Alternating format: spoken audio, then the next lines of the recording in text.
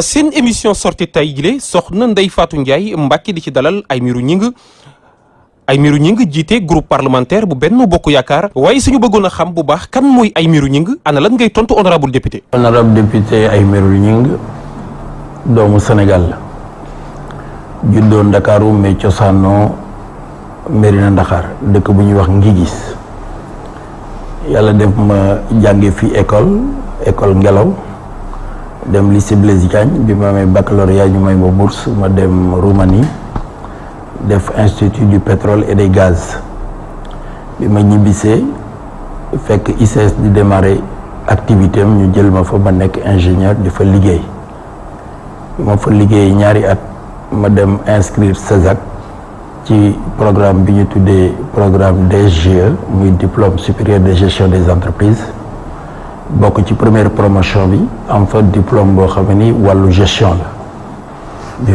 bi ma paree foofu ma dem liggéey ci benn programme boo xam ni état moom ak ay partenaires ñu koy wax la réforme du secteur parapublic maanaam jàppale entreprise yi nga xam ni état bi daf ko moomoon te ci jamono yooyu ñu doon am ay déficit ay rëq-rëq yu bare bi ma fa nekkee ba jóge fa def fa juróom-benni at laa dem Petrosen liggéey Petrosen def fa juróom-benni at jóge fa dem ci benn groupe bu tubaab bu ñuy wax Sobowa groupe Castel ma nekk fa tam directeur commercial et marketing lu mat juróom-benni at foofu nag laa jëkk am poste beneen poste boo xamee ni président bi toog tey bi mu nekkee premier ministre jël ma def ma conseil spécial bi mu nekkee primature ma nekk fa jóge fa dem ICS nekk directeur des approvisionnements bi ma nekkee Petrosen nag li ma yore woon mooy stratégie et développement boobu directeur de la stratégie et du développement de Petrosen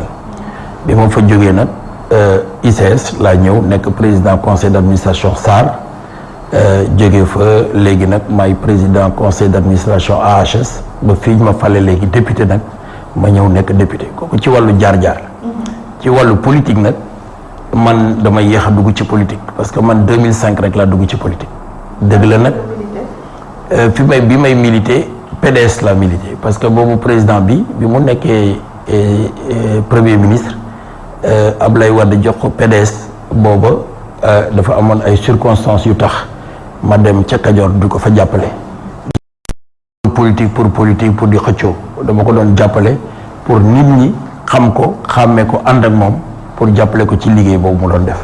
Aymérou Gningue jaar na Petrosen nekk fa cadre waaye ndax bi mu fa jaaree mbëkkante na fa ak njiitu réew mi Macky Sall. président Macky Sall fekkante naa fa ak moom mu dem jàngi bi mu génnee fii nekk ingénieur dañ ko yóbbu Paris mu def mu jànge fa ci institut français du pétrole bi mu ñibbisee ñu jox ko li ñu tuddee banque de données pétrolières banque de données pétrolières mooy données yi nga xam ne yëpp dañu koy jël di ko jàngate suuf si ak li nekk ci biir suuf si ak li nga xamee moo nekk ci suñu biir sous-sol yooyu dafa am fu ñu koy jël di ko fa denc di ko fa classé dafa laaj nag ay jumtukaay yu xarala ci wàllu informatique ci wàllu xam-xam ci wàllu géologie wax dëgg yàlla wàllu woowu moom moo ko yoroon. honorable député Aymérou Gningue ana lan moo ko dugal ci politique. man politique dama wax ni bi ma juddoo ba léegi maa ngi koy def ndax li tax ma wax la ko mooy politique du dara lu dul seet li nga xamee moom nga tanee nit ñi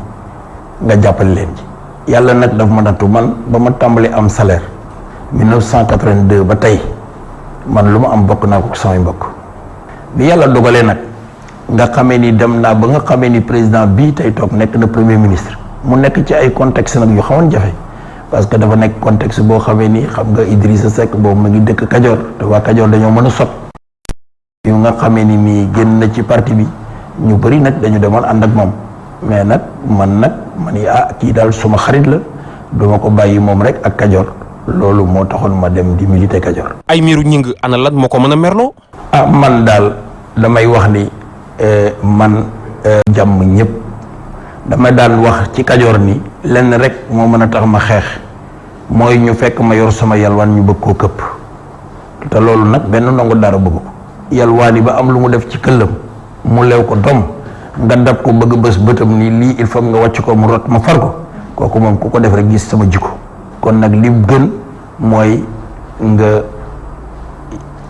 am dal nekk tam nit koo xamee ni doo yéegal sa bopp wala nga fuuy mais nga nekk nit koo xam ne da nga xam ne doomu adama dong nga te nag mat moom yàlla rek ko def.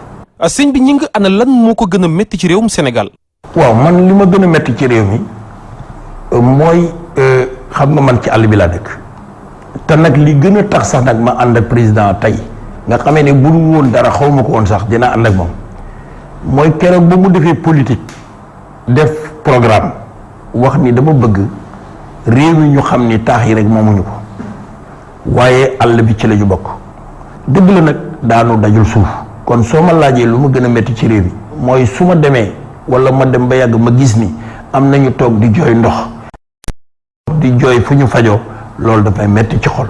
honorable député xeetu ñam yi am ana ban nga ci gën a bëgg lan mooy sa plat préféré. man nag sama plat bi ma gën a neex su fekkee maa ngi lay waxal dëgg mooy ceebu keccax wax dëgg yàlla loo ma jox ci àdduna ceebu keccax moo ma ko dàqal.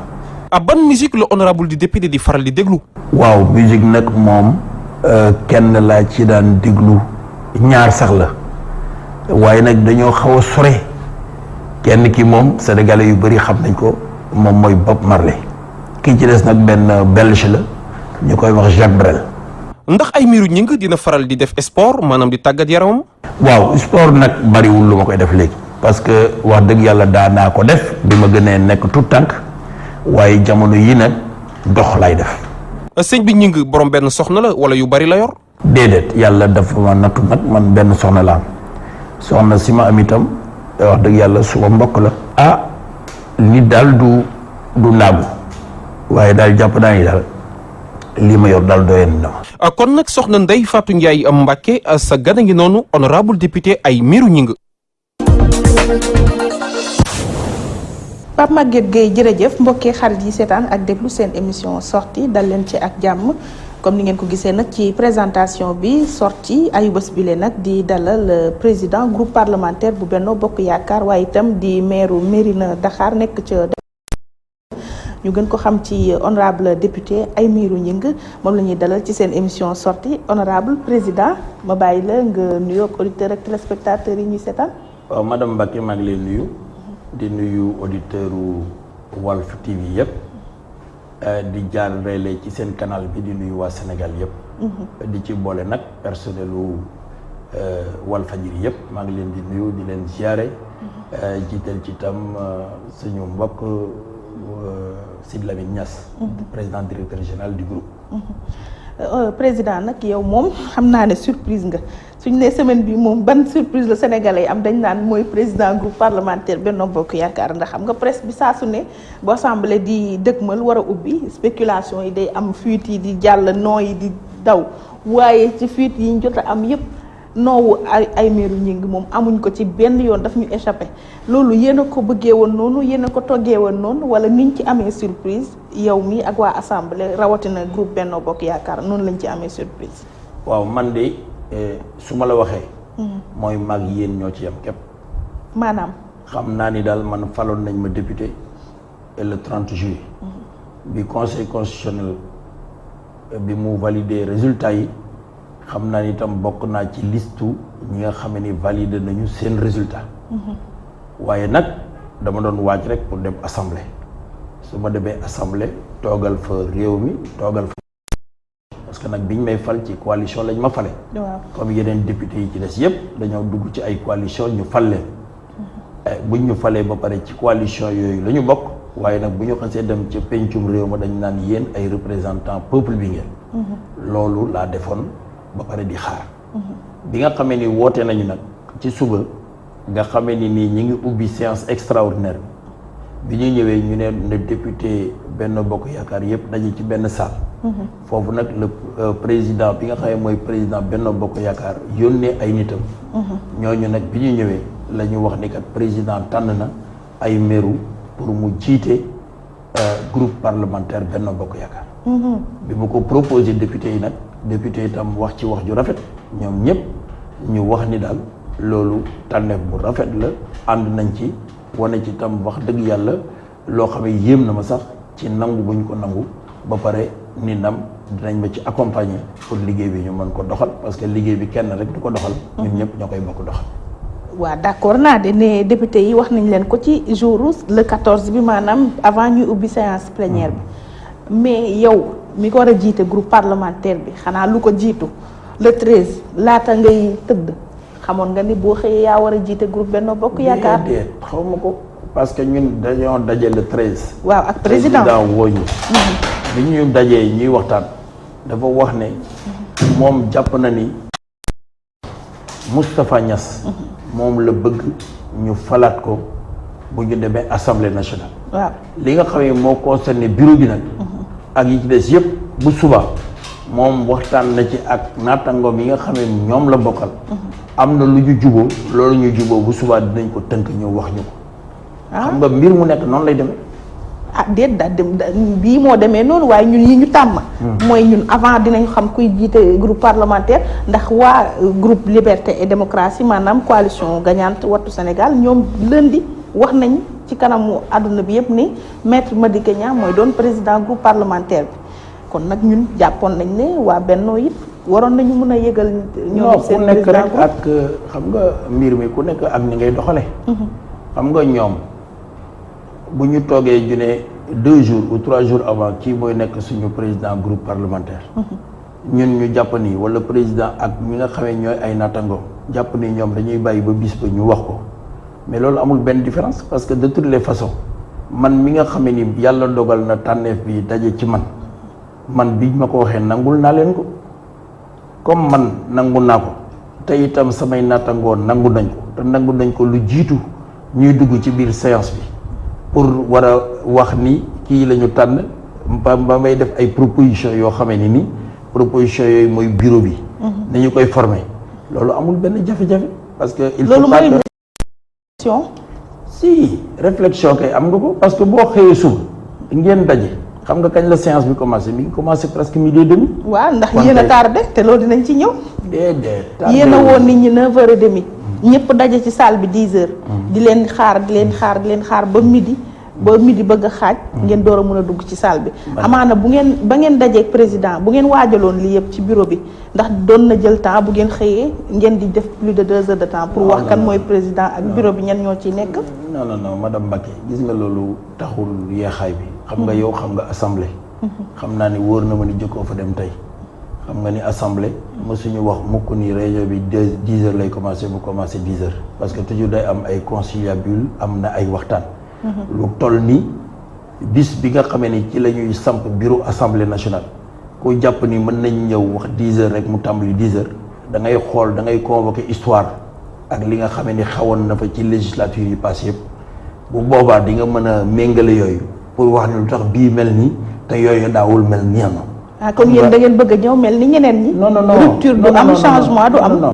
xam nga li am solo mooy li ñu bëggoon def ndax def nañ ko ci dal ndax def nañ ko ci tey ndax def nañ ko ci yoon ndax ñëpp teew nañu.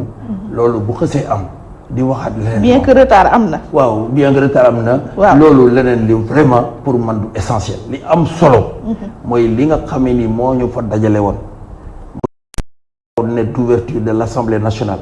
pour fal le président de l'Assemblée nationale désigner les présidents de fal bureau yi n'est-ce pas loolu def nañ ko mu des ñu liggéey boo xam ne ci commission yi la jëm te insha allahu rabbi ci fan yu néew defe naa séance bi da nekk àllarba loolu nañ ko taxawal loolu rek moo am solo laata loolu ñu wax tam ci leneen ci jouru séance boobu ak paline beeg yooyu noonu ñi fa teew nee nañu ki nga xam ne moo ci gën a ñàkk rafet ni ñu ko falee mooy président Moustapha Niass ndax li mu am ci voix 120 voix moo gën a néew par rapport ak yow bi ñu lay fal ak bi ñuy fal ñi nga xamante ne ñooy membre bureau bi ndax waxtaan ak déggoo am na ci biir Benno Bokk Yaakaar ba loolu ñu koy refléter ci biir Assemblée nationale. non je crois que loolu moom loolu wax la boo xamee ni nii taxawul. moo ci gën a néew voix. non. xam nga li ñuy wax nii dafa am solo. parce que Sénégal dañuy dégg tëll ñu ne toj na. fekk tojul. gis nga. député yi nga xamee ni nii. ñoom dañu nekkoon ci suñu liste seen i représentants seen i suppléants mënuñu dugg. mbat nañu 11 députés. 12 députés. da nga koy génne ci 127 yi xam nga moo tax may lay wax ni lu mel noonu buñ ciy wax nañu ci def très attention. bien sûr parce que da nga ciy dugg ba xuus ci. fekk li ngay wax duggoo ci càmbar ko. ba xam lu tax nga war ko wax. d'accord naa. Le président de l'Assemblée nationale a été bien élu. Bien élu, il a fait le plein de voix de toute la coalition Benno Bokk Yaakaar. saal ba ci Abdoulaye nekk ci Wilane salle voté lu ko. ci nekk mais mu nga Abdoulaye fa woon Wilane mais voté wul. boo nee dafa am lu ko tënk ba voté wul. te mu ngi ci kooku salle bi. déedéet non c'est-à-dire. non ñiy voté mu ngi fa woon. vraiment kooku détail la. man waaw mënuma ci dugg. te man je ne suis pas un homme de détail. moi je suis un homme xam nga Abdoulaye Wilane voté wul ko kooku na nga def ba xam ko. loolu man du ma ci dugg. mais li ma jàpp mooy ñun li ñu amoon yépp jox lañ ko président. jox ngeen ko Moustapha Niasse. jox ngeen ko ko. waaw ñu voté ko ñu nag fal ko ci fal bu rafet ba pare accompagner ko tàcc ko xam ni wax dëgg yàlla lii ñu ko jox tam mérité nañ ko te dañ koy gunge incha allah. ñu ñëw ci yow li nga xamante ne moom lañ la jox muy présidence groupe parlementaire bi ñu defee remaniement ba pare dañu ne ci waawoon da doon xaar ministre mais finalement amu ko xanaa Abdou Ndéné Sall boobu te kooku ministre délégué la.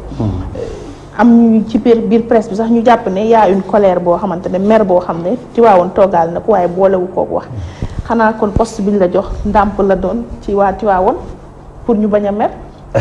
waaw xam nga man vraiment daal. comme ci politique la ñu nekk. waaw ci politique la ñu nekk mais dama jàpp ni.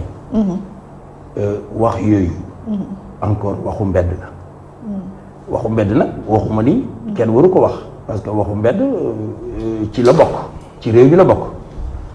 mais Tiwaawoon su président suñu ko fale mu jël cër bi mu jël ministre délégué ko Abdou Ndéné Sall bi nga xam ne moo ko yoroon wala loolu lu ci Tiwaawoon di wax parce que président moom la yàlla jox mu xam réew mi Tiwaawoon rek ne ko fi 45 départements ñoo fi nekk est-ce que li fi nekk ci ay ministres mat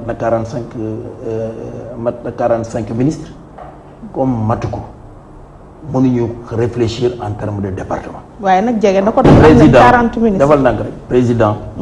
dafa am loo xamee ni moom moo ko xamal boppam. li mu xamal boppam di ko tabax ak fi mu bëgg a jëmee réew mi ak ñi mu yaakaar ni bu leen fa tegee ñoom ñu def ko moom xam na ko prérogative am la def na ko. waaye ngir yàlla su jàppee ni ay meru mii war na mën a nekk ci groupe parlementaire bii doxalal ko jàppal ko bu ñu ko féetalee Tiwaawan.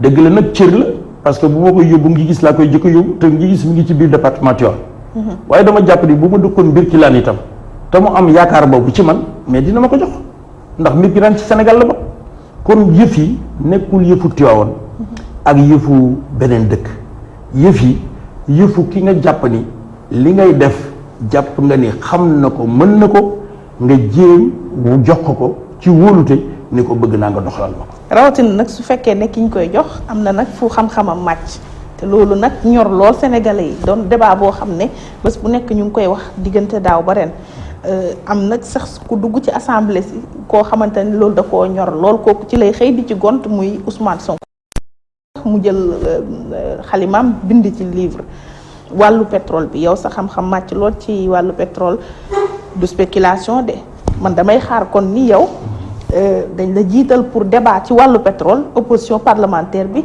bañ leen ci mën ci biir assemblée bi. non ñu teg la pour faire face à cette opposition bi nga xam ne wàllu pétrole dina ko fa wax.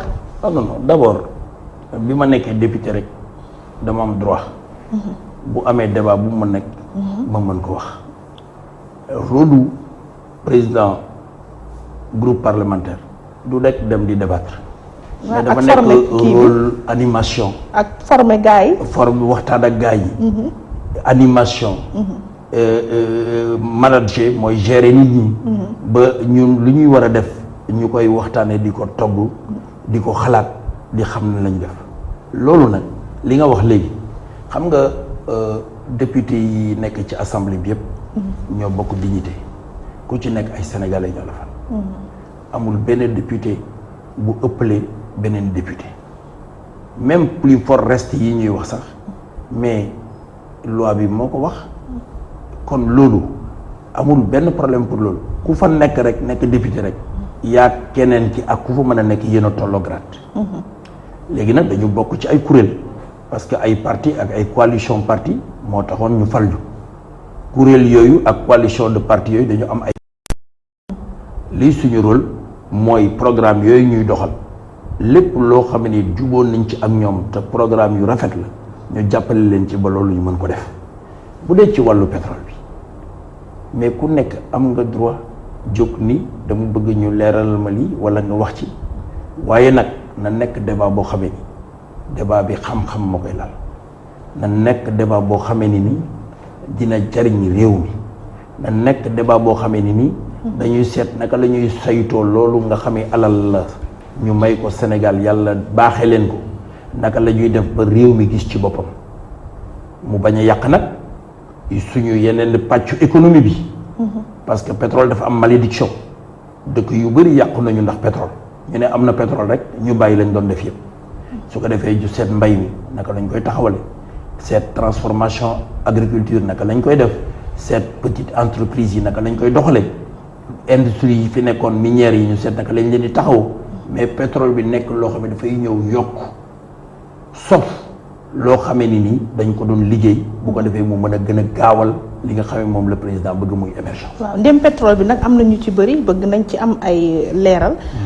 ñu dooree ko sax ci président Pape Diop bu bokk gis-gis nekk tamit ci bureau assemblée nationale nee na dafa bëgg ñu ubbi nag door ay enquête parlementaire du ñàkk ne pétrole dina ci bokk yéen pare ngeen pour ñu def ay commission d'enquête ngir lëj mët wàllu pétrole bi rawatina. affaire Petro-Tim bi ak coow li nga xam ne jur na ko ci Sénégal. waaw xam nga encore li may waxati mooy loolu xam nga Sénégal dañuy dégg tëll rek ñu ne toj na dama bëgg suñu législature bii ñuy dugg. ñu dugg ci ak xel mu dal ñu dugg ci ak tey assemblée bi nekk bërëb boo xamee ni lépp lu ñor réew mi ñu waxtaane ko fa ku am xalaat nga ñëw wax boo fekkee mën nga am adhésion nit ñi li nga wax ñu doxal ko ñun nag comme li ma la ko waxee dañu bokk ci coalition bokk tam ci ñi nga xamee dañuy jàppale état bi ci li nga xamee mooy programme économique am parce que da ngay xool benn affaire Sénégal yàgg na fi xam nga plan Sénégal émergent bi président Macky Sall def est-ce que xam nga ni téere la boo xam ne dafa disponible yow mën nga ko am man am naa ko keneen am na ko est-ce que ñu ciy wax ñëpp sax ñu ngi koy jàng kon nag li am solo mooy yooyu bu fekkee dañuy waxtaan ci ay programme ak lu mu mën a doon ak ci matière bu mu mën a doon ñu def ay xalaat yoo xam ne xam-xam moo koy lal léegi nag li nga wax ci commission d'enquête parlementaire kooku règlement intérieur assemblée nationale moo ko prévoir dafa am yoon yu mu ko jaarale saa mu ko jaarale ci yoon yooyu te ñi nga xamee ñi ngi ci ba xam ne lii lu war la lu war a mën a nekk la ñooñu dinañu ko d'accord waxtaan ci juboo ci dama ne assemblée bi amul tabu ku ñëw na nga indi sa xalaat ku ñëw indil sa proposition boo indil sa proposition ñu waxtaan xool yow li ngay wax ndax yanu na mën a waaye réew nag kenn du ko yore comme ni ñuy yoree ONG yi xam nga ONG mooy lan organisation non gouvernementale mooy bu ñu xëy rek ku nekk ni waaw naa xool fii daa déet réew dafa sérieux bañ nañu ba lële ONG lañ ko tudde bii ñu tudde ko gouvernement mais citoyens yi nag am nañu war nañu mën a am regard critique ci ni ñuy yoree réew mi ak ni ñuy vraiment gérer seeni deniers publics bien sûr waaw kon pare ngeen yéen mun nañu xaar moo tax xam naa dina neex ñu bëri ñu xaar kon ay benn commission d'enquête parlementaire boo xam ne dina gëstu suñu wàllu pétrole beeg coow li nga xam ne yëpp moo ko wër xam nga madame Mbacké dafa am lu ma la bëgg leer xam nga li yàq Sénégal mooy dañuy dégg benn baat rek te ñuy wax sax commission d'enquête parlementaire xamul lan mooy commission d'enquête parlementaire dama bëgg xam naa ko dama bëgg déedéet yow di nga ko xam parce que yow da sa xam-xam daf ci màcc parce que yow taskatu xibaar nga mais bari na koo xam ne da ngay daje ak moom ci mbedd mu koy wax te xamul lan la dama bëgg ñun d'abord lan mooy rôle député rôle député mooy d'abord bu contrôler ndax lii exécutif bi def bokk na ak li mu bind ni nii laa bëgg a doxale ñu yokk ci leneen ci référendum bii passé président ni dama bëgg sax léegi assemblée bi damay yokk dooleem ba politique publique yi ñu def yépp dama bëgg mu koy évaluer évaluation mooy lan mooy dem par force dama koy xool wax ni baax na wala baaxul. waaw ci def loolu kooku kay may na jumtukaay bu fekkee ni ñun ay ndaw réew mi lañu bu fekkee ni loolu moo ñu animé parce que fële ma dëkk mais bu fa nit sonne waaye yow du ñëw ci yow man lay jëkk fëgg sama bunt pour ma jàppale ko kon jigéen a bëgg jëkk a bëgg réew mi dox réew mi mën a dem kon nag loolu d'abord mooy suñu liggéey bu ñu demee nag ba nga xamee ni dafa am loo xam ne dañu ni dafa tey xel te mu am ñoo xamee bi ñu koy wax dañoo am ay argument yu wér ci ni loolu dafa tey xel loolu dañu koy indi ci biir assemblée bi waxtaane ko parce que dama ni dafa am ay charte yoo xam ne daf ñu tënk yooyu nag comme daf ñu tënk ku fay indi loo xam ne xam nañu ni lii dafa baax ci réew mi te bu ñu ko defee dina mën a doxal réew mi mais loolu duñ ko bañ moo tax man la suñu débat ci biir assemblée amul tabu.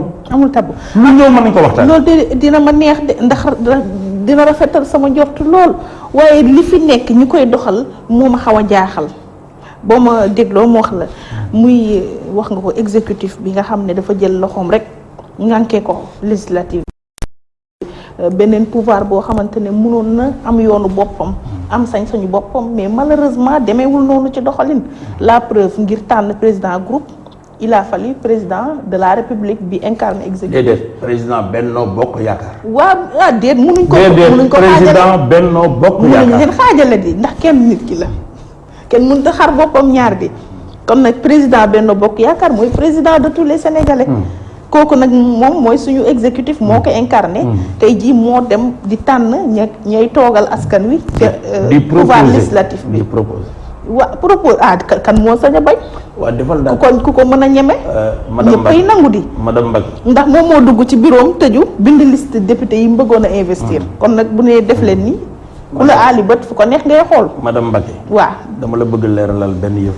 waa ne damay continuer donc muy benn mbir beneen mbir mu di moom moomu am na lu mu ñu diggoon mooy 25 ministres tey jii dem nañ ci 40 ministres yegg ci plus de 39 ministres conseillers ba ñu naan plus de 80 luy jege 100 moo nekk ca palais ba ak ci li nga xam ne mooy undu gouvernement bi yépp bu fekkee ne loolu am na wax waxeet buñ ci nemmeeku tey jii yéen ñi ñu teg ci assemblée bu ngeen ñu diggee ne tabu du am lu waay bëgg dinañ ko saytu lu mu sàkk ñu xoolal ko ko. ndax dinañ ci mën a jàpp. waxuma loolu de waxuma lu waay bëgg ñu saytu ko lu waay bëgg ñu def ko waxuma loolu de. damay waxaat suñu wax dama ne. ci biir assemblée nationale amul tabu. ku ñëw nekk député war a indi benn document wala dossier boo bëgg a wax dossier boobu dañ ci waxtaan. ak boo bëgg ñu saytu it. déglu rek. léegi saytu yépp dafa am yoon parce que gis nga lu amul yoon baaxul. assemblée nationale bi bañ ko defee ba léegi dafa am règlement intérieur bu koy doxal. lépp lu dëppook yoon dëppook règlement intérieur bi moo ñu tënk dañu ciy liggéey beneen bi ngay wax nag ci wàllu nguur xam nga ñun ñii da nga jàpp nii ku nekk rek dafa demoon daal di dama bëgg nekk député. bu ñu ko defoon ndax dañuy am 125 députés. dañoo dem ci coalition. waaw ay parti daje. comme ni ñeneen parti daje parti boobu doon daje bi muy def campagne lan la doon wax sama programme lii la lii laa def lii laa def. lii laa def lii laa bëgg a def. Sénégalais yi wóolu ñu jox ñu 125 députés. waaw politique boobu ñu jox 125 députés da nga defee dañ koy sànni. du ñu ko sànni ban réew nga gis ci àdduna boo xamee ni président de la république wala premier ministre bu dee régime parlementaire du sukkandiku ci parlement pour doxal gouvernement. amul ci àdduna wala duñu bëgg a inventé ci Sénégal loo xam ne ni Sénégal rek lay am ma ne loolu lu war a nekk la majorité boo gis gouvernement boo gis bu duggee ci ay élection bu koy jàppale ci liggéeyam waaw bu fekkee ni Sénégalais plan Sénégal émergent bii président teg di ko doxal Sénégalais yi dañ ci gis seen bopp ba ñu dem élection ñoom ñu tànn mais ñeneen liste ngi foon 47 liste la woon ñu tànn jox ñu 125 députés waa léegi li ñu ko jox dañ koy fàtte dem di defi leneen déedéet waaye nag ñun ay nit lañu yu dëkk ci réew mi xam réew mi ànd ak président bu ñu gisee loo xam ne xam nañ buñ ko waxee mu defar réew mi wala mu gën a nojjanti wala mu gën a defar ñu ni ko lii la ñu bëgg ñu defaree ko ni parce que nag démocratie mooy loolu démocratie kay mooy dañu ne ku am 50 plus 1 plus une voix ñu ne gañe nga waa du tee nag nga bàyyi xel ci ni am na ñoo xam ne 49 lañu 49 yooyu nag nga bàyyi leen xel ba booy def nga xam ni ñoom itam ci réew mi la ñu bokk loolu moo tax ma ni la li ñu war a def mooy instaurer un dialogue serein ci biir assemblée bi loolu moo tax dès le départ man la ñu ñëpp ay député lañu mais ñoo tolloo dignité ki amoon 125 ak ki am 10 ak ki am 7 ak ki am 19 ak ki demal boppam am benn ñu ñëpp bu ñu toogee ci assemblée bi nañu xam ni assemblée bi assemblée Sénégal la. comme assemblée Sénégal la bi intérêt Sénégal lañ fi war a taxaw. mais nag réew mi wóolu ba dénk ko pouvoir bi wax dëgg yàlla mu dem suffrage universel ñu jiital ko président Macky Sall. moom la waaw comme assemblée la te yéen ñëpp égal dignité nga li nga wax moom ngeen am te ku ci nekk sañ-sañ beeg yëpp yéen a ko bokkandoo. am na nag kenn koo xam ne bokk leen sañ-sañ bi muy Khalifa Sall.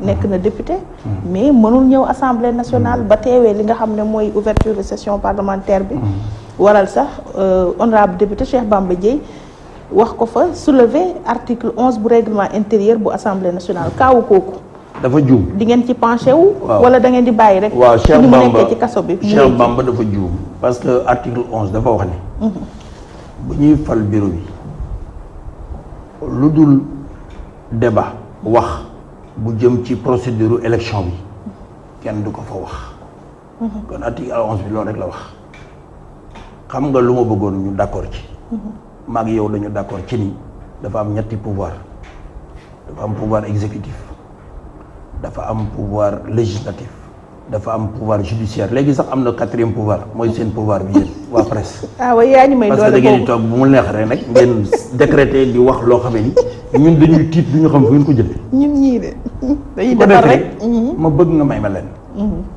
sooy wax ci wàllu assemblée naan da ngeen war a def nii da ngeen war a def dama bëggoon ci wàllu xalifa xam nga xalifa xam naa ko bokkoon benn lycée suma rakk la Blaise Diagne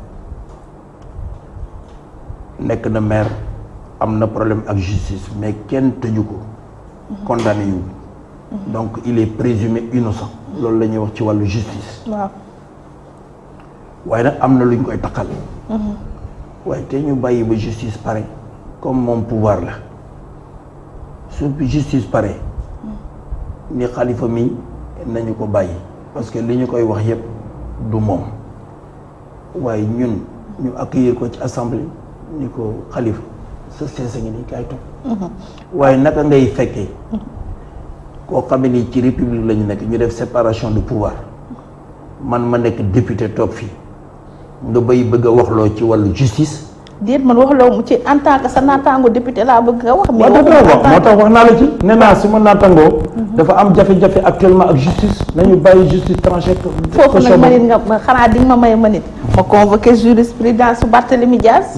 ndax ci atum 2012 bi ñuy def élection législative yi moom nekkutoon ci biti. amoon na problème ak yoon mais ñu investir ko fal ko député ci loolu mu génn ci kaso bi dem wutali assemblée te booba kiyaguñ amuloon procès dama lay laaj kan moo ko génnee ah yoon ak assemblée mi ko fal waaye déedéet dafa dànk rek dama lay laaj xam nga bu ñuy waxtaan dama bëgg ñu waxtaan waaw xam nga nit soo koy laaj da nga koy laaj wala nga koy ñaan dama wala nga bu lay may mu may la li mu moomal bopp mais li nga moomul mënoo ko may xam nga li ngay baax bu nit ñëwoon di la tàgg wooy tàgg say maam ba nga koy may lii nga takk rek nga koy may waaye doo fekk man li ma takk nga di ma tekki ko ma may ko dama bëggoon suñuy waxtaan ci Sénégal dañu bëgg débat bi serein lu nekk fa mu nekk ñu bàyyi ko fa wax ak ñooña ba ñooña pare ci man daal en tant que député en tant que même président du groupe parlementaire mënuma dugg ci débat justice boo xam ne dossier boo xam ne dafa nekk ci justice nekk en cours respecté naa leen jox naa leen orma boo xam ne ni mënuma dugg ci seen domaine comme tey bu ñu ñëwoon ci assemblée bi fekk ma fa bëgg dugg samay domaine na may bañee noonu lay def ba tax na man mënuma cee dugg. mais Khalifa dossier nag boobu en tant que jullit. rangoon na mbiru politique tamit. dossier déglul ma wax la xam nga yow judiciaire yaa wax loolu. déglul xam nga man. xam nga man dama bëgg bu ñuy waxtaan. ñu teel waxtaan bi dalal ko. parce que duma la wax mukk lu ma xamul. nit ku nekk nag ak njortam. njortam mën na la yóbbu fu nekk xam nga njort mën na laa jëlee fii yóbbu la Makka léegi nga dellu si. fekk demoo de sa yaram bépp a ngi fi mais sa xel a fa ne. li ma bëggoon mooy Khalifa doomu Sénégal la li ko dal yàlla na ko yàlla teggi yàlla na ko yàlla dimbali ba mu mën a setal boppam ci justice ñëw fekk ñu ci assemblée boo ko roon sama xol bi loolu nga ciy fekk. mais loolu nag nit nag du may lu mu moomut dama koy bàyyi ak ay avocat muy lijjanti ba keroog loolu di leer bu leeree rek alhamdulilah. ñu ànd def liggéey bi parce que nag ci réew mi la bokk te xaj na fi. leneen li leer mu di tolluwaayu réew mi ak yorin bi. semaine bi gis nañu nomination Aliou Sall ci bopp caisse de dépôt et de consignation. loolu nag jur fii coow lu bëri ndax président Macky Sall. moo tax coow ku coow. nit ñi sénégalais yi nag. waaw yow yaay sénégalais da nga def sondage. waaw. non xam nga la ci laa dëkk. dama bëgg. ndax bés bu nañu wàcc ci mbedd bi. dama lay jox benn exemple. dama doon waxtaan ak suma benn xarit. ma ne ko gis nga réew mi. ñu toog ci seen saal yi. di waxtaan. ak ji dugg internet ci Facebook yi. ñoom bis bu nekk dañuy daanu. parce que fi ñu jàpp ni réew mi fa la toll. ak fi réew bi nekk dafa sote. fan la réew mi toll xam nga nekk ci sa saal. wala yor internet. wala bind ay article wala lii gars yi di def la dem ci ay débat rek jóge ci télévision bi dem ci télévision waxtaan defe ne yaa moom réew mi te boo demee élection doo mën a am benn député war nañu am lu ñu jàngat xam ni réew mi 80% des gens duñu lire journal duñu dugg internet xam nga waxtaan wax dëgg ci la xam nga Aliou Sall da nga wax ni lu tax. waa déet man pare bu ma di da ngaa wax ci réew mi ma déglu la. mais président Macky Sall. moom moo toog wax ci suñu kanamu naataangoo bitim réew ni man bu dekkee man maay jël samay décret di nommé. Aliou Sall du mës a bénéficier wu ci sama décret. ma di ko ci nommé quoi que ce soit. tey jii moom moo jël décret nommé ko. waaw xam nga man dégguma loolu déglul ma wax la xam nga yow. dama dégg rek ay nit di nettali. enregistrement bi kay mu ngi daw defal ndànk rek boo bëggee ñu tegal la ko. non déglul ma wax la. xam nga man lan moo am solo ci man. mooy Aliou Sall mi ñu jox caisse de dépôt et de consignation. ndax mën na ko. ndax yeeyoo na ko. ndax ñeneen ñi ñuy jox lu toll noonu wala lu ko ëpp dañ ko ëpp li ci réew mi wala déet Aliou Sall. xam naa ko xam naa fi mu jaar xam naa jàngam xam naa ni nag yéen a bokkoon métier li muy tàmbali mais moom dafa ko faa teg. pratiqué wu ko lu bëri am yeneen yu mu jàngi. waaw Alioune moom bu ñëwee mën a yor caisse de dépôt et de consignation président Macky Sall jox ko wala lu mooy coow ban coow la war a mën a jur. waxeet bi ci ne woon du ma sa am sama décret. waaw loolu xam déggoo li ma la dama la wax ni la. xam nga nit doomu aadama rek la mën a doon man dégguma fu président waxee loolu mais même bu fekkoon wax na ko waa àdduna day dox dama la wax léegi ni la état dafa am lu mu laaj dafa am itam lu muy doxee état di nga gis koo xamee moo la gën a mën a lii. moo gën a mën a lii mais nga jëkko fa ñu dem seeti keneen ndax xam nga ni li ngay joxe yëpp mënoo ko dajale ci benn kër ni ma la ko mën a misaale bu fekkee ni yàlla dafa def nga war a tëddee ndey ji seex nga ñëw ci benn kër ga ña nga fa fekk ñëpp jàng mën li ñu mën yëpp li nga bëgg ñu defal la ko yëpp nga ñu mën ko mais du teggin nga ñëw la nga yor yëpp nga jox leen parce que da ngay xool ña ca des pour équilibrer nga seet ñoom itam loolu leen di dénk moo tax yu mel noonu c'est des questions extrêmement sensibles yoo xam ne waruñu ko foye waruñu ko tam politique yi parce que dégg naa sax ñu naan loolu dañ ko def parce que bu ñu demee élection bu nit ñi di def seeni ni ñu ko tuddee seeni caution. day renvoyer caution waaw. loolu naka la ko nit mën a ci réewu droit réew boo xam ne ni dafa am justice buy dox dafa am tribunal du commerce nit ñi xam nañu seeni droit naka ngay demee di defee caution. ñu naan la caution bi di xam nga yooyu.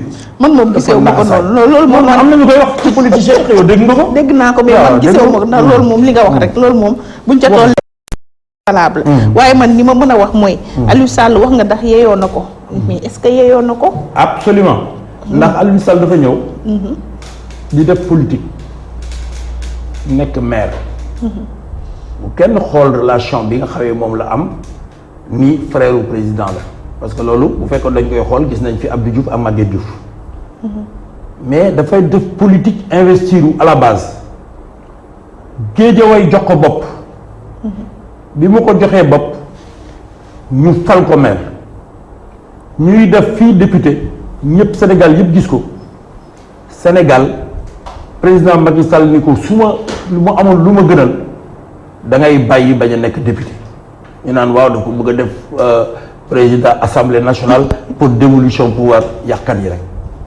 mu nangu ko bàyyi ba nekkul député sinon fii ma toog tey mënoon na fi toog mënoon na nekk député à l'assemblée nationale waaw kooku su amee capacité yooyu ñuy récompenser nit ñi nga xam ne dañu nekk ay maire nekk ay député am ay base politique waaw moom boo ko dee récompenser te mu am base politique bu toll ni bi mu am ci Guédiawaye doo ko récompenser da ngay dindi fële li mu bokk ak président Macky Sall seet nag moom lan la représenté politiquement ci biir réew mi loolu nag ak lan la ko xam-xamam may mu màcc li mu bokk ak président li mu bokk ak président toujours mooy poser problème. waaw du lu mën a néewal. waaw mais du maa ngi nii. waaw du maa ngi nii nekk maire. bokkuma ak président Ndeye bokkuma ak moom Baye. ma xëy président di tànn ku mu jiital ci biir département Tivaouane tëju waxtaan ak ay nawleem bu ñu wax sax dafa tëju parce que dafa waxtaan ak ay nawleem. nawleem yi mu bokkal Benno Bokk Yaakaar ñooñu ñoo ko jox carte blanche. mu xool li muy def ni ay mairie ñu ngi mii laa jël mu jiital ma département Tivaouane. waaw ci lan la ko teg ci yaakaar ni lii mu muy may def yaakaar na ni su ma ko joxee dinaa ko mën a def ba loola mu mën a rafet wala mu mën a yegg fi nga xam ne moom la ko bëgg. waaw mais président bu demee ba yaakaar ni Aliou Sall mi li may bokk ak moom yépp tey li mu am ci Guédiawaye war naa ko mën a jàppale pour mu am activité boo xamee ni activité boo xam ne dañ ci mën a am salaire waa du ko def. déet bu ñëw yokk ci ay activité am ndax li mu yor ci activité jamono yi. non ban activité nga ko xamal. ay PCA yu dul jeex. waaye PCA yooyu bàyyi leen yooyu. ak jiite association des maires. waaw association des maires dafa am salaire. association des maires xanaa da ngay jël sayf di ci def. dafa am salaire. association des maires dafa am salaire. mais lan moo tax Abdoulaye Timbo moom it defaluñ ko récompense bi ñu defal Aliou Sall te moom it dafa investir woon ci Pikine. waaw est-ce que da nga mën a defal ñëpp. xanaa adduna xanaa xam nga d'accord nga ni quand même. adduna du xëy sotti. da ngay xëy def lii bu ëllëgee nga def leneen bu ëllëgee nga def leneen ba loolu di mat li may wax ni waxuma ko contre kenn. dama ko wax pour que réew mi ñu dalal xel yi te bàyyi wax joo xam ne nag amul benn sens nit daal su amee capacité am di investir politiquement di jàppale te ñëpp xam ko waa Guédiawaye lu tax ñu jóg di défendre Aliou Sall parce que xam ne Aliou Sall seen doom la seen nit la. ma nga ànd ak ñoom la ñu bëgg ma nga cee xëy di ci compte bis boo xamee ni nii moom mënu la faj soxlay waa Guédiawaye ñoo koy téye ni ko doo tey doon nekk maire ña doon xëccoog moom ci biir Guédiawaye yëpp nu mu leen wax du di leen yanu ba seen biir weex mu daal leen ci suuf loolu mooy mbir mi dañ jàpp ci loolu. ñu jàpp ci loolu. mais itam du ñu bàyyi li fi président waxoon de. du ma fal par décret mais aussi temps wu. Maître Wade bi mu génnee PDS dafa ne woon. famille Wade dafa envahir république bi. présence am ci biir république bi dafa sax gênante. waaw léegi famille Faye Sall nag lan lañ ko mën a waxal. fi toll nii yaa ngi jaxase yoo xam ne jaxasewu ma de. li ngay jaxase bokkul dama lay wax ni la. président Macky Sall bi ma xam. nit la koo xamee ni. Sénégal la ko ñor. nit la koo xamee ni ku bàyyi xel néew doole yi la. yow xam nga ko sax parce que xam nga ni yow. ni prix yi mel. li ci président indi. du ngeen ko wax nag souvent.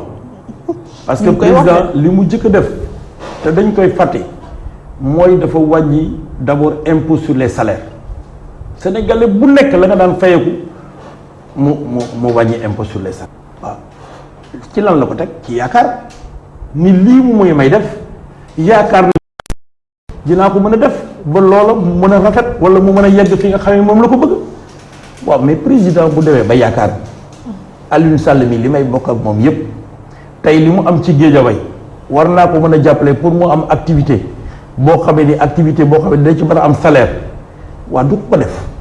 déet bu ñëw yokk ci ay activité am ndax li mu yor ci activité jamono yi. non ban activité nga ko xamee.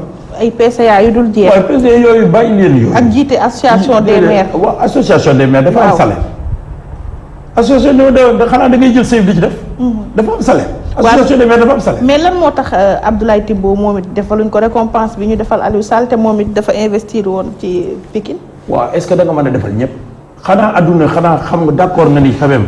adduna du xëy sotti. da ngay xëy def lii bu ëllëgee nga def leneen bu ëllëgee nga def leneen ba loolu di mat li may wax ni waxuma ko contre kenn. dama ko wax pour que réew mi ñu dalal xel yi te bàyyi wax joo xamee ni nag wax dëgg yàlla amul benn sens nit daal su amee capacité am di investir politiquement di jàppale te ñëpp xam ko waa Guédiawaye lu tax ñu jóg di défendre Aliou Sall parce que xam ne Aliou Sall seen doom la seen nit la ma nga ànd ak ñoom la ñu bëgg ma nga cee xëy di ci compte bis boo xamee ni nii moom mënu la faj soxlay waa Guédiawaye ñoo koy téye ni ko doo tey doon nekk maire ña doon xëccoog moom ca biir Guédiawaye yëpp nu mu leen wax du di leen yanu ba suuf loolu mooy mbir mi dañ jàpp ci loolu. ñu jàpp ci loolu. mais itam du ñu bàyyi li fi président waxoon de. du ma fal par décret mais aussi temps wu. Maître Wade bi mu génnee PDS dafa ne woon. famille Wade dafa envahir république bi. présence am ci biir république bi dafa sax gênante. waaw léegi famille Faye Sall nag lan lañ ko mën a waxal. fi mu toll nii yaa ngi jaxase yoo xam ne bokkul jaxasewu ma de. li ngay jaxase bokkul dama lay wax ni la. président Macky Sall bi ma xam. nit la koo xamee ni. Sénégal la ko ñor. nit la koo xamee ni ku bàyyi xel néew doole yi la. yow xam nga ko sax parce que xam nga ni yow. nii prix yi mel li ci président indi. du ngeen ko wax nag souvent. parce que président li mu jëkk a def te dañ koy fàtte mooy dafa wàññi d'abord impôt sur les salaires sénégalais bu nekk la nga daan fayeku mu wàññi impôt sur les salaires. fexe itam ba wàññi électricité wàññi gaz denrées alimentaires yi gisoo ci bu yokk dama ne nit la koo xame ni ku soxal koo xame li ko soxal mooy dundinu askan bi léegi nag politique yaay seet ka nga wóoru nga yaakaar ni place bële boo ko fa tegee dina la mën a defal li nga bëgg nga def ko parce que kooku nag prérogative boo xam ne constitution moo ko jox loolu la bëggoon tëjee. loolu nga bëggoon tëjee waaye pare gu ñoo ak yow de ñu ñëw ci contestation yi après remaniement bi. muy wax Yakham Mbaye démissionné ci biir APR logique partage du gâteau bi dafa dominer ñi bokk ci mouvance présidentielle ba fi mu toll nii ku ñu sedduwul daal da ngay mer. boo xam nga encore une fois. yaa ngi fekk téeméeri nit.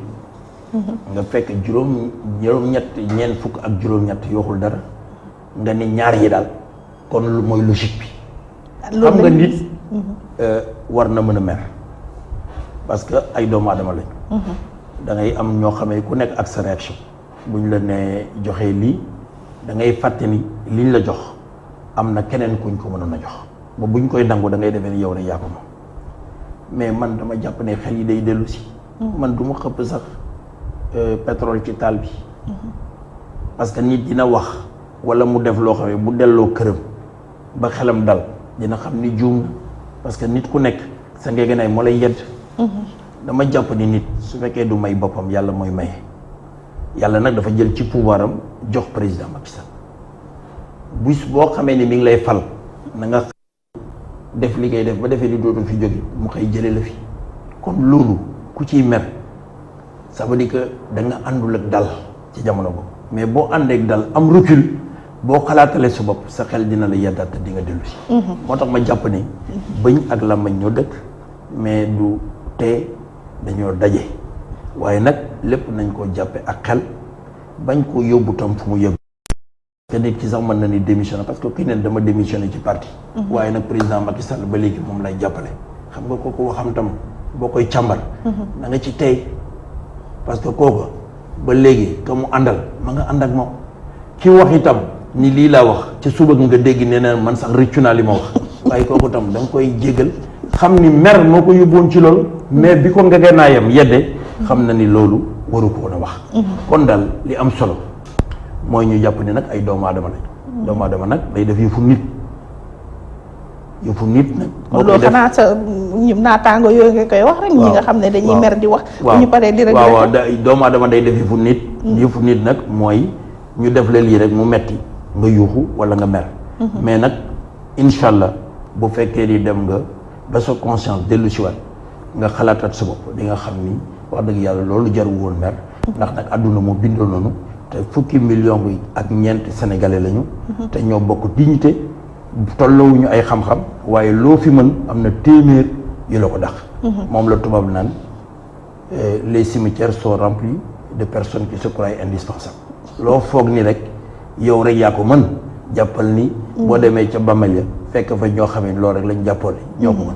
te biñ fi jógee àdduna ngi dox ba léegi. loolu dëgg la. ñu des ci gouvernement bi xam naa fa la ñuy tëjee def nañ 2 conseils des ministres. benn bi lundi.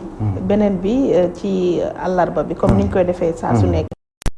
bu lundi bi li jaaxal ñu bëri mooy booba ñu ci bëri ci ñi ñu tabb bees jëlaguñ service. amaguñu prise de fonction.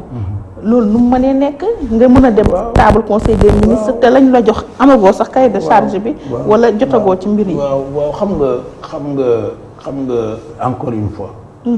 soo fekkee da ngay xool ci orthodoxie nit mën nga def conseil des ministres boo xam ne ñun conseil des ministres lañ ko tuddee mais peut-être que moom réunion de prise de contact rek la tudd boo xamee ni ñi ma tabb tey war nañu daje ak man ma délivrer leen ay message boo xamee ni jour boobu ministres yi nekkuñu fa ak ay dossiers naan je présente ça parce que ku jëlagul service kay xam nga ni mënoo présenter ay dossiers lu nit ñi bëgg a rafetal rek bu rafet mais loo bëgg a ñaawal rek nga gis ci loo xam ne dafa xajam waaye président kay wax dëgg yàlla su tànnee ay ministre woo leen bisu lundi bi nga xamee sax du bis boo xamee ni conseil des ministres la dajale leen même bu ko nit ñi tuddee conseil des ministres wax dëgg yàlla jàppal ni bis boobu réunion de prise de contact la et de délivrance d'un message présidentiel pour ñaax leen ñi leen kat yéen dama leen wóolu pour nag ngeen dem bu ngeen fi jógee nag dem leen defi seen passation de service ku nekk na jël ay dossier bu ko defee ñu dajawaat waxtaan yooyu rek la yooyu jarul coow. jarul coow. déedéet dara. mu bàyyi la nga tàggatoo président Aymérou Gningue jiite groupe parlementaire Benno Bokk Yaakaar nekk maire Mérina Dakhar doonoon suñu gan ci émission sortie. waaw di la sant nag wax dëgg yàlla.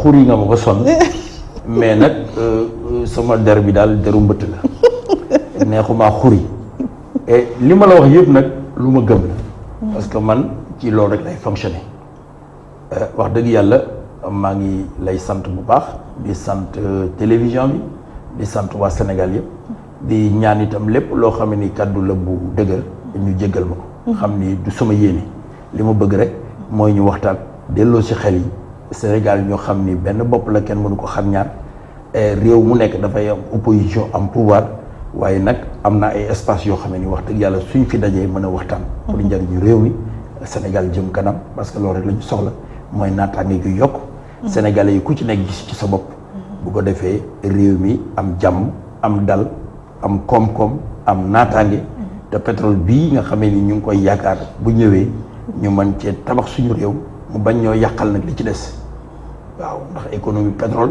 bu mu ñu yàqal la ca des lañ daan def ci mbay mi nañ ko def lañ daan def ci industrie bi nañ ko def lañ daan def ci yeneen secteurs yi nañ ko def te ñu bàyyi xel ñi nga xam ne juddooguñu te bu ëllëgee dañ jot te président sax am na jéego yu baax yu mu ci def parce que neen dafay def benn fonds stratégique boo xamee ni nii dañ koy dencal ñi nga xam ne ni tey juddooguñu waaye bu ëllëgee bu ñuy juddoo tam bu ñëwee fekk fi seen wàll. asalaamaaleykum wa rahmatulah. ma lay sant la gërëm xam naa ne surprise moom léegi leer na c'est pas pour rien que président def la président groupe parlementaire bi ndax yow moom dara te sama gars yi moom bu yeboo ñu waajal seen bopp ñoom maître Madické ak ñoom seen ak ñoom président Pape Diop moom nañ fooraat seen i ndënd bu baax defar dossier yi te xam ne yow moom nitu débat nga ma la ciy sant bu baax di la gërëm ci disponibilité bi di leen di ñaanal yéen ñëpp ñi bokk ci 13e législature bi ngeen dëgmal ko ci jàmm jeexal ko ci jàmm.